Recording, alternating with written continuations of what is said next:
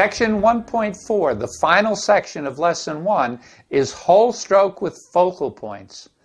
And this is where all the lessons of the drills become consolidated. Learn to harmonize. Learn to work together in a seamless whole.